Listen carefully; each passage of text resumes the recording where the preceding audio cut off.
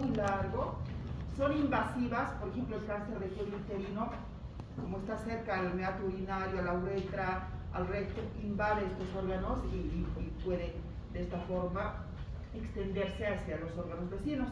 Muchos de estas células se diseminan por vía hematógena y linfática, constituyéndose así la metástasis. Cuando ya hay metástasis, el cáncer ya está en una fase terminal.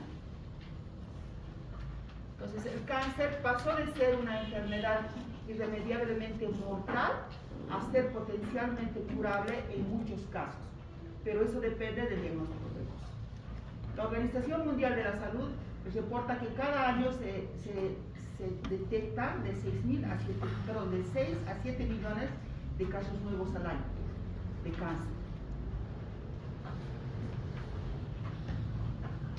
Para la prevalencia, en los varones, en países desarrollados, los cánceres más frecuentemente observados están constituidos por el cáncer de próstata, el cáncer de pulmón y el cáncer de colon. En las mujeres, por el cáncer de mama, el cáncer de pulmón y el cáncer de colon. En cambio, en países en vías de desarrollo como el nuestro, en los varones el cáncer más frecuentemente observado es el cáncer gástrico, el cáncer de próstata y el cáncer de pulmón. Y en las mujeres el cáncer de cuello uterino es el que ocupa el primer lugar.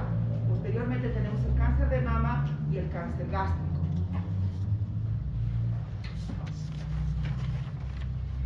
Uno de los retos más importantes en la medicina actual es llegar al diagnóstico precoz del cáncer y de esta forma poder realizar un tratamiento oportuno. En esta última década, las investigaciones se están enfocando principalmente en detectar marcadores oncológicos, marcadores tumorales, epítopes, que nos permitan realizar este diagnóstico precoz del cáncer y de esta forma poder dar un tratamiento oportuno. Entonces, ¿qué son los marcadores tumorales o marcadores oncológicos? Son biomoléculas, generalmente son glucoproteínas, la mayoría son glucoproteínas, que son producidas por las células neoplásicas, pero también pueden ser producidas por las células normales, ante la presencia de un tumor maligno. Estas pueden ser enzimas, pueden ser proteínas, pueden ser hormonas u otro tipo de moléculas, como vamos a ver más adelante. Los marcadores tumorales la mayoría tienen metabolismo hepático y excreción renal. Y como consecuencia es importante que consideremos que cuando existe una enfermedad hepática, como una cirrosis hepática, o una enfermedad renal, como la insuficiencia renal crónica o enfermedad renal crónica, pueden estar falsamente elevados. Nosotros hemos visto en pacientes internados muchos marcadores tumorales elevados, pensamos en un cáncer, pero es porque tienen una insuficiencia hepática. El metabolismo hepático de ese marcador tumoral está alterado, ¿verdad? Entonces siempre hay que tomar en cuenta estas enfermedades que pueden producir falsos positivos. ¿Qué característica debe tener un marcador tumoral ideal? Y van a ver que no todos los marcadores cumplen estas características. Debe ser específico para un tumor. O sea que la elevación de un marcador tumoral debe indicar que existe ese tumor específicamente.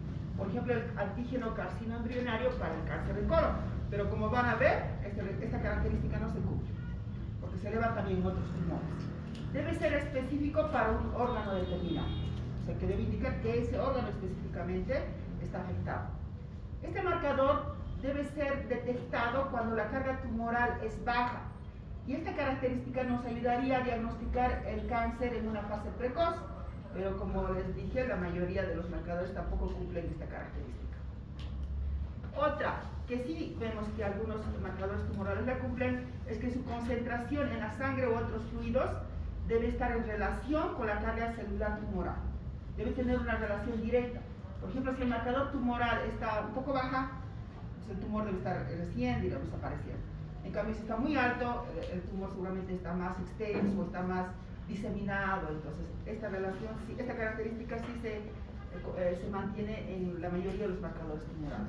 Y que tenga una vida media corta, porque si el paciente ha sido sometido a una cirugía, se ha extirpado el tumor, entonces el marcador tumoral debe normalizarse apenas ha sido extirpado el tumor, porque si su vida media es larga, extirpamos el tumor y va a seguir alta el marcador tumoral porque su vida media es larga, pues porque antes de que se extirpe el tumor, el marcador estaba ahí elevado, ¿no? Entonces, esa es otra característica, pero que tampoco podemos observar en muchos marcadores tumorales. En relación a las utilidades, el diagnóstico. Un procedimiento es diagnóstico cuando nos permite determinar definitivamente si el paciente tiene o no cáncer. Ese es el concepto de la utilidad en relación al diagnóstico. Pero la mayoría de los marcadores tumorales carecen de suficiente especificidad y sensibilidad, por tanto no son aptos para el diagnóstico. No nos sirve para realizar el diagnóstico.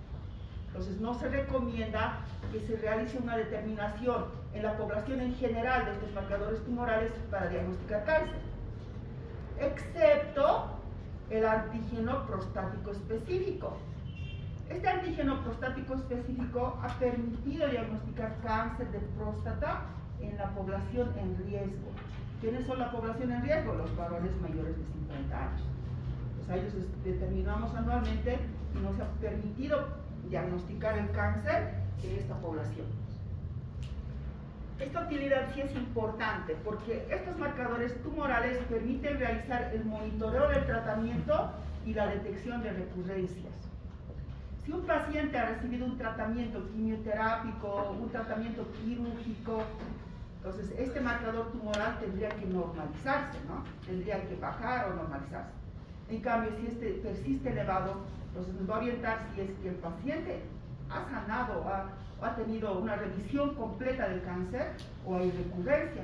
Y de esta forma el médico va a poder determinar si es que tiene que replantearse otro tratamiento o solo controlar, porque probablemente el cáncer se haya curado. Entonces la determinación de estos marcadores tumorales nos permite realizar el monitoreo del tratamiento y la detección de las recurrencias. Esta sí es una utilidad importante en los marcadores tumorales. En relación al pronóstico, la mayoría de los marcadores aumentan con la progresión del tumor. O sea, cuando más extenso, más diseminado, cuando hay metástasis, la concentración del marcador tumoral va a ser más alta. Entonces, esto sí se cumple en la mayoría de los marcadores tumorales. Entonces, son utilidades que sí se aplican en estos marcadores tumorales. En las limitaciones, la mayoría de los marcadores tumorales no son específicos, como acabo de mencionar, de un tumor, de un tipo de tumor. Entonces, no nos permite realizar el diagnóstico. No todos los pacientes con un mismo cáncer muestran elevación de un marcador tumoral determinado. Van a observar que existen cánceres de colon que no siempre tienen elevado el antígeno carcinoma embrionario, porque para ese cáncer se pide este marcador tumoral, pero no todos tienen elevado este marcador. Y existen enfermedades que no son oncológicas o no cancerosas que también pueden elevar estos marcadores tumorales, como vamos a ver más adelante.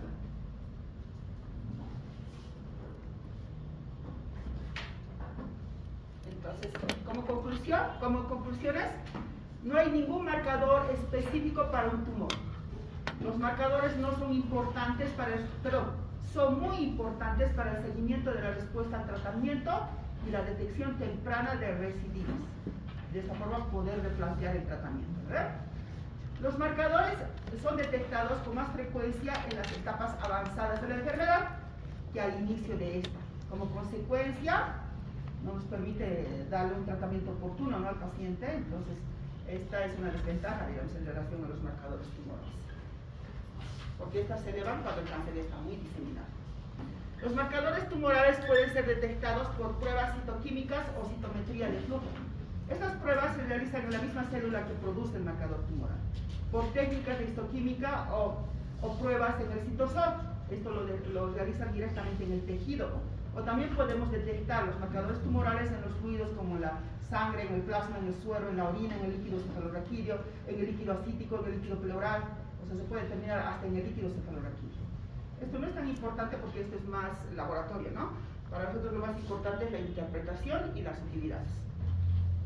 Es importante que entendamos qué es el valor umbral de máxima probabilidad, porque vamos a hablar de este valor con la mayoría de los marcadores tumorales que ahorita vamos a repasar. Es el valor de un marcador tumoral, es el resultado reportado, ¿no?, el cual indica que el paciente tiene un 95% de probabilidad de presentar el cáncer que estamos sospechando. Entonces es un resultado que indica que el 95% de probabilidad de que tenga ese cáncer está presente en el paciente. Entonces tenemos que analizar cuál es ese valor de umbral de máxima probabilidad en cada uno de estos marcadores tumorales. El antígeno carcinoembryonal, este es el marcador tumoral que solicitamos con mayor frecuencia. Esta es una glucoproteína intracelular que tiende a ser expresada en el periodo de desarrollo fetal. Es producida por el páncreas, el hígado y el intestino, especialmente por el colon y por el recto. En las personas adultas sanas, las concentraciones tienen que ser mínimas, tienen que ser apenas detectadas.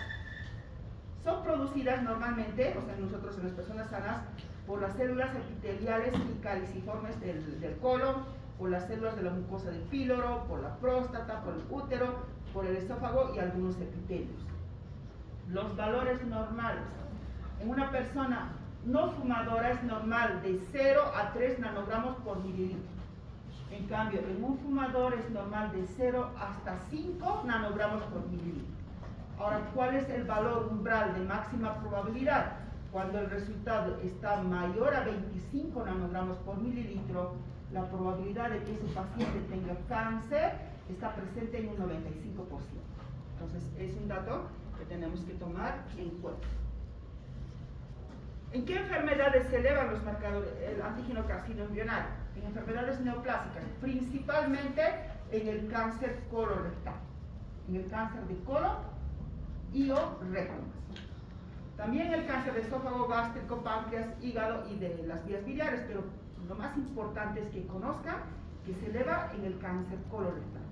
Se puede elevar también en cánceres del sistema extradigestivos como del pulmón, de la mama, próstata, vejiga, testículo, ovario, útero, tiroides. O sea, como verán, no es específica, pero nosotros principalmente solicitamos cuando sospechamos cáncer colorectal. ¿Ya?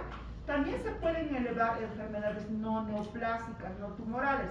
Por ejemplo, en enfermedades hepáticas tienen que recordar que tienen metabolismo hepático y se eleva la cirrosis hepática.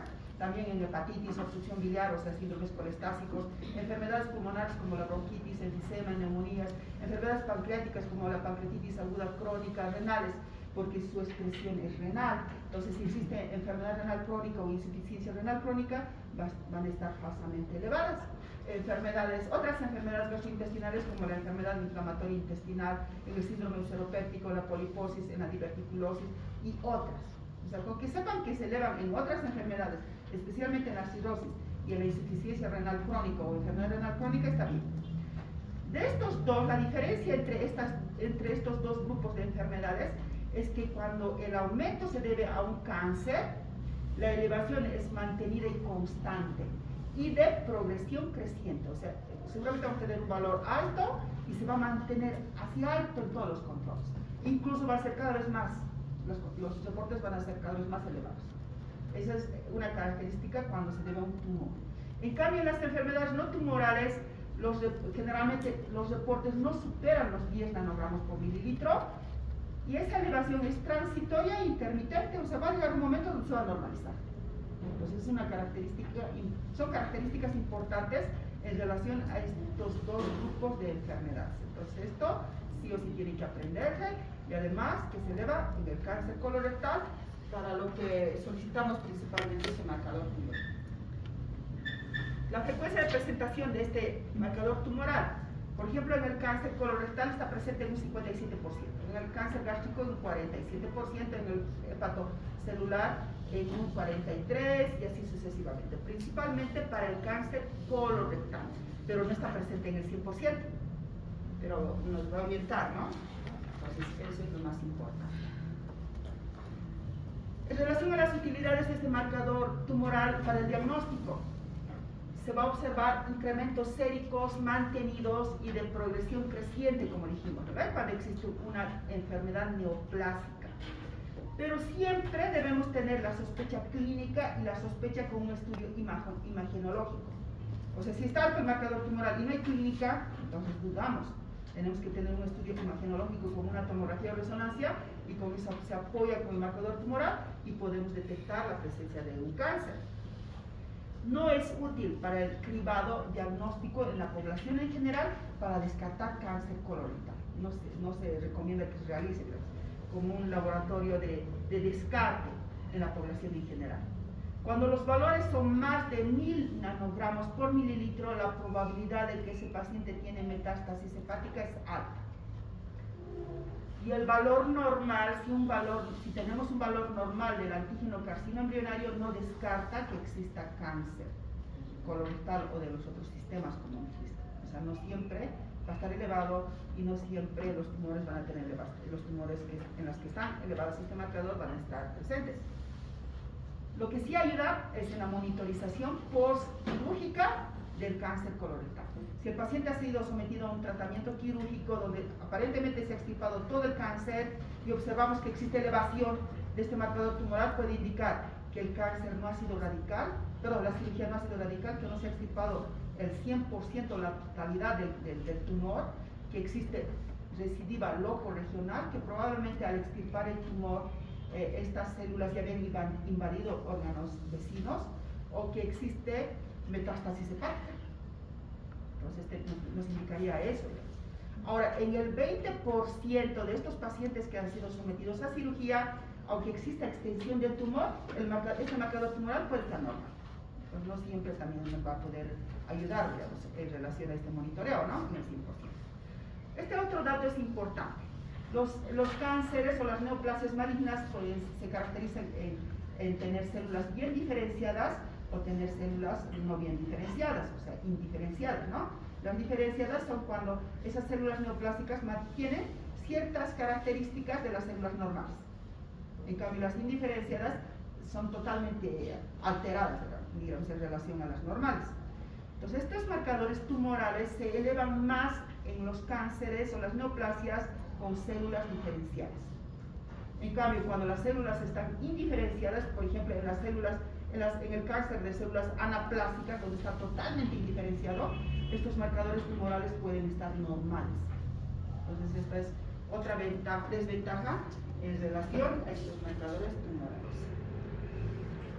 Otro marcador tumoral es el CA19-9. Esta es una glucoproteína sintetizada en diferentes epitelios. Nos ayuda a detectar la presencia de un cáncer de páncreas, principalmente para el cáncer de páncreas, no para el diagnóstico, sino para el monitoreo. Pero si hay sospecha clínica y hay sospecha con un estudio imagenológico y este marcador tumoral está elevado, entonces nuestro diagnóstico es casi seguro, ¿no?, que tiene cáncer de páncreas. Los valores normales oscilan de 0 a 40 nanogramos por mililitro. Si tenemos valores reportados mayor a 130 nanogramos por mililitro, la probabilidad de que ese paciente tiene cáncer de páncreas está presente en un 60-92%. En cambio, si los valores son mayor a 300 nanogramos por decilitro, la probabilidad de que tenga cáncer de páncreas está presente en un 90-95% en esos pacientes. Entonces, los valores reportados sí nos orientan a la presencia de este tipo de cáncer. Otras enfermedades en las que también se puede elevar el CA19-9, están constituidas principalmente por el cáncer de las vías biliares, cáncer gástrico, cáncer de colon, cáncer de hígado. Hasta aquí lo más importante es que sepan que se eleva en el cáncer de páncreas, ¿ya? Y que también sepan que se eleva en otro tipo de tumores y en otras enfermedades no neoplásicas, como en la hepatitis, en la cirrosis, porque tienen metabolismo hepático y tienen excreción renal, entonces en la enfermedad renal crónica lo mismo. Entonces recuerden todos estos datos en relación a estos marcadores tumorales. El CA125 es otro marcador tumoral que es producido por el cáncer de ovario no mucinoso y el cáncer de ovario epitelial. O sea, este marcador tumoral se eleva en la mayoría de los casos del cáncer de ovario. Pueden también existir otras enfermedades malignas que la elevan, como el cáncer de cuello uterino, el cáncer hepático, el cáncer pancreático, el de colon, conducto biliar, gástrico, cáncer pulmonar, cáncer de las trompas de falopio, el cáncer de mama, el cáncer de endometrio. Entonces también existen otras neoplasias que la elevan, pero principalmente solicitamos para hacer seguimiento o tal vez para el diagnóstico cuando hay sospecha clínica y sospecha con un estudio imagenológico. Enfermedades neoplásicas en la cirrosis, porque tiene metabolismo hepático, en la hepatitis, en la endometriosis, incluso en el embarazo y en la menstruación se eleva este marcador tumoral. Una utilidad importante es que nos permite realizar un seguimiento después de un tratamiento quirúrgico o quimioterápico, lo mismo que el antígeno carcinoma embrionario, y no se recomienda realizar como un laboratorio de rutina para detectar el cáncer de ovario, sino tiene que haber sospecha clínica y sospecha con un estudio imagenológico. Los valores normales se considera normal menos de 35 nanogramos por mililitro, y el valor umbral de máxima probabilidad es mayor a 1000 nanogramos por mililitro. 1000 está, no, 500, perdón, no, que esto anoche lo he hecho. Entonces la probabilidad, si el resultado es mayor a 500, la probabilidad de que esa paciente tenga cáncer de ovario es mayor al 95%. ¿Lo ves? Entonces el resultado influye también. Entonces este marcador tumoral para el cáncer de ovario. Esto sí es importante, porque nosotros cuando tenemos un paciente con ascitis, y van a ver que en el pabellón británico tenemos muchos pacientes con ascitis, y la mayoría de ellos son por cirrosis hepática. Entonces cuando no es muy claro el diagnóstico, la causa de esta ascitis, nosotros pedimos diferentes marcadores tumorales, y entre esos pedimos el antígeno, el CA125, porque pensamos que probablemente haya cáncer de ovario. Y en esas pacientes casi siempre sale elevado este marcador tumoral, y buscamos un cáncer de ovario, pero no, pues hemos visto que esa utilidad no se aplica, ¿no? Entonces es importante que consideremos que este marcador tumoral, este CA125, es producido por las células mesoteliales que están en el peritoneo, por las células mesoteliales de la pleura, por las células mesoteliales del pericardio. Y si existe una lesión traumática, una lesión o cualquier estímulo, por ejemplo en la ascitis, estas células mesoteliales están siendo estimuladas por tracción, porque ese líquido que está acumulado las distienden, ¿no? Entonces este marcador tumoral se eleva, y no siempre se debe a un cáncer de ovario. Pues muchos, como les dije, incluyéndome yo, hemos visto muy elevado este marcador tumoral y decimos cáncer de ovario. Pero no, pues tenemos que entender que las células mesoteliales del peritoneo, que están siendo estiradas por la ascitis, estimulan la síntesis con mayor intensidad de este marcador tumoral. Entonces, puede deberse solamente a la presencia de la ascitis, la elevación de este marcador tumoral, y no indicar la presencia del tumor que estamos queriendo descartar, el cáncer de ovario. Entonces siempre tomen en cuenta ese aspecto, ya que la ascitis va a estar elevado y se debe a la ascitis o al derrame pleural o un derrame pericárdico. Otro marcador tumoral es el CA15-3, que nos orienta la presencia de un cáncer de mama. Esto también es importante para el seguimiento terapéutico en el cáncer de mama, guarda relación con la progresión del cáncer de mama. Cuando más diseminado, cuando más metástasis hay del cáncer de mama, más elevado va a estar este marcador tumoral. Lo mismo, su aumento después de una cirugía o un tratamiento quimioterápico puede indicar recidiva del cáncer o que no ha habido respuesta al tratamiento. Sus valores normales, menos de 35 nanogramos por mililitro, y el valor umbral de máxima probabilidad se encuentra cuando es más de 100 nanogramos por mililitro. Si reporta más de 100, la probabilidad de que ese paciente tenga cáncer de mama está presente en un 95%. La alfa-fetoproteína. Esta es una glucoproteína que junto a la albúmina son las proteínas más importantes de la circulación fetal. Entonces es normal que esté elevada en la circulación fetal. Es producida por el hígado y el saco vitelino en el feto. Y sus valores empiezan a descender después, apenas se produzca el nacimiento, y a los 2 años apenas es detectable este marcador tumoral. ¿Para qué nos sirve? Para detectar el cáncer testicular no seminomatoso, y esto tiene una sensibilidad del 60-80%, y el cáncer hepatocelular primario con una sensibilidad del 30 a 80%. Su principal utilidad no es para el diagnóstico, sino para el seguimiento terapéutico y la respuesta al tratamiento, ¿verdad? Los valores normales se consideran hasta 10 nanogramos por mililitro, y el valor de umbral de máxima probabilidad es cuando está más de 75 nanogramos por mililitro. Si 10 es el límite superior, obvio que si está en 75 está muy alto, ¿no? Entonces la probabilidad de que ese paciente tenga cáncer de hepatocelular o de testículo es alto.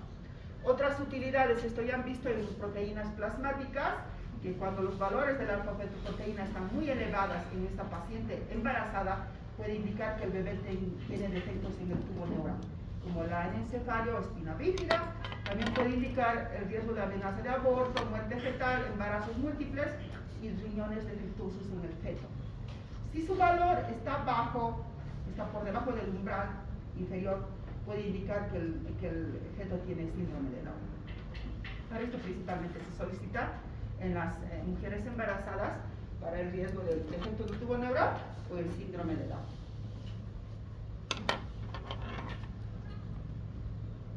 Ya, el PSA, el antígeno prostático específico. Esta es una glucoproteína que es parte del fluido seminal y es producida por la próstata.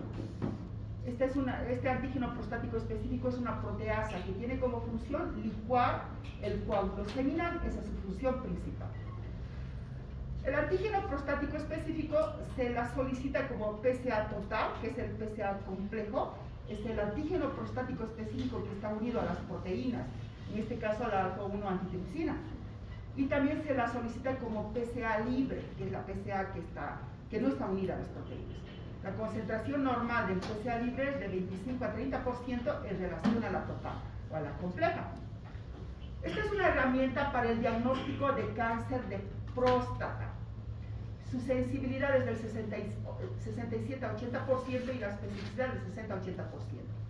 Pero también tenemos que tomar en cuenta que el antígeno prostático específico se eleva después de un tacto rectal, que es parte del examen urológico. Después también se eleva en la hiperplasia benigna de próstata o con las relaciones sexuales. Pero los valores tenemos que tomar en cuenta. Por ejemplo, para el PSA total se considera normal de 0 a 4 nanogramos por mililitro. Y del PSA libre tendría que ser del 25 a 30% en relación a la total. Pero del PSA libre lo que se aplica es la relación, o sea, la división del reporte del PSA libre sobre el PSA total, y lo normal es que esté de 0,15 a 0,25, eso es lo normal. Se recomienda que este marcador tumoral se la realice o se la controle anualmente en la población en riesgo. O sea, a partir de los 50 años tenemos que determinarla cada año para detectar a tiempo el cáncer de próstata. ¿Cuáles son los valores del PSA que nos indica el riesgo de cáncer? Hemos dicho que es normal el PSA total de 0 a 4 nanogramos por mililitro. Cuando el PSA total está mayor a 10 nanogramos por mililitro, el riesgo de cáncer de próstata es alto. O cuando la relación PSA libre total es menos de 0,15, porque es normal de 0,15 a 0,25. Cuando está menos de 0,15, el riesgo de cáncer de próstata es alto. ¿Por qué? Porque cuando existe cáncer de próstata, el porcentaje de PSA libre es menor. O sea, los cánceres tienen menos PSA libre en relación a un paciente que no tiene cáncer de próstata. Por eso la relación sale menos de 0,15. ¿Ya? También deben tomar en cuenta que si el PSA libre es inferior al 25% en relación a la total, la posibilidad de la presencia de un cáncer de próstata también es alta. La velocidad con la que se eleva el PSA total y libre en relación a cuando existe cáncer, también se la debe evaluar y analizar, porque si este ascenso es mayor a 0,75 nanogramos por mililitro cada año, el riesgo de que ese paciente tiene cáncer también está presente con alta probabilidad. Porque lo normal es que el PSA total se eleve 0,04 nanogramos por mililitro cada año. Entonces eso es lo normal. Pero si la elevación es en este valor, el riesgo de cáncer en este paciente está presente. Aquí. La presencia de...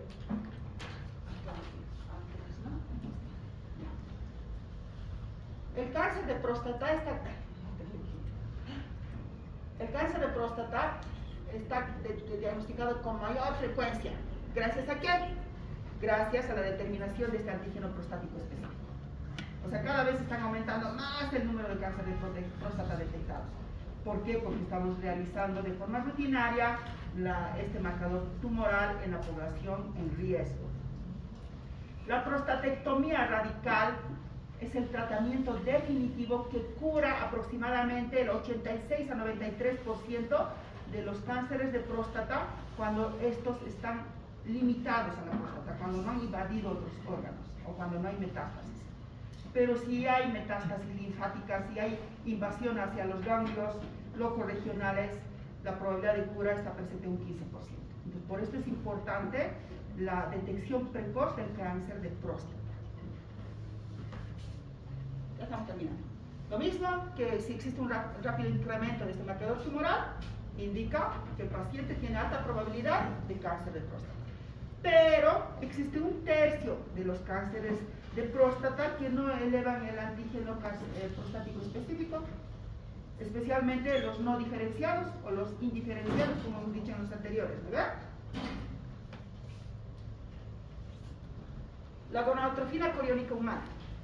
Esta tiene dos subunidades, la subunidad alfa y beta. Es producida por las células trofoblásticas de la placenta y también por algunos tumores. ¿Para qué pedimos? Principalmente es la prueba pues, del embarazo, ¿no? Se puede determinar a nivel de suero y en orina. Y en el cáncer, en el coriocarcinoma, que es un cáncer de las células trofoblásticas. También se puede elevar en el cáncer de células germinales del ovario y testículo, también en cánceres no seminomatosos y también en los seminomatosos de testículo, y también puede existir una secreción ectópica, puede haber un cáncer de pulmón que secreta esta gonadotrofina coriónica humana o un cáncer de ovario que secreta este marcador tumoral. Desde aquí lo más importante es que este marcador tumoral se pide principalmente cuando hay sospecha de coriocarcinoma. La calcitonina. La calcitonina es un marcador tumoral. En realidad es una hormona que normalmente es sintetizada por las células C parafoliculares de la tiroides. Este marcador tumoral se eleva en el cáncer medular de tiroides. Este cáncer tiene una predisposición genética, una predisposición familiar. Si tenemos un paciente con este cáncer, pues podemos determinar este marcador tumoral a todos los componentes de esa familia para determinar si alguno de ellos puede también tener este cáncer medular de tiroides.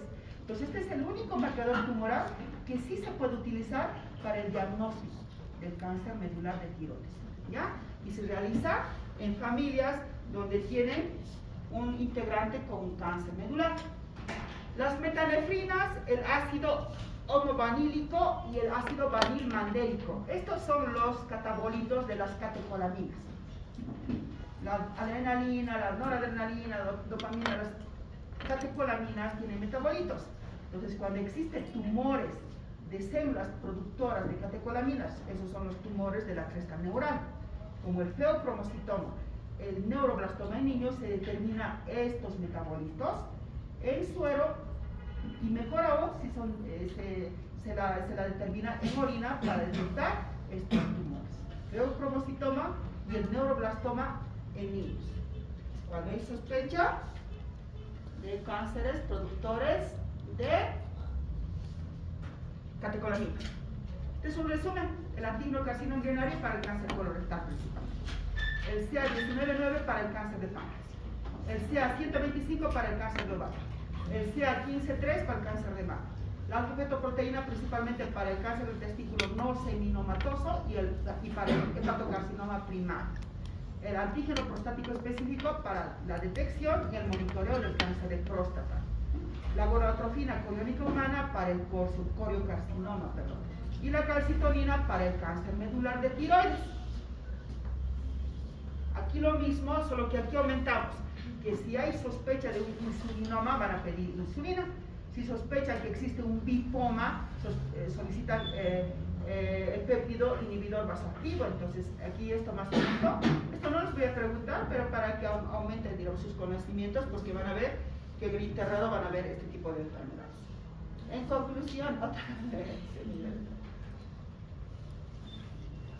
En conclusión, no solicitamos de forma sistémica o rutinaria estos marcadores tumorales para diagnosticar un cáncer.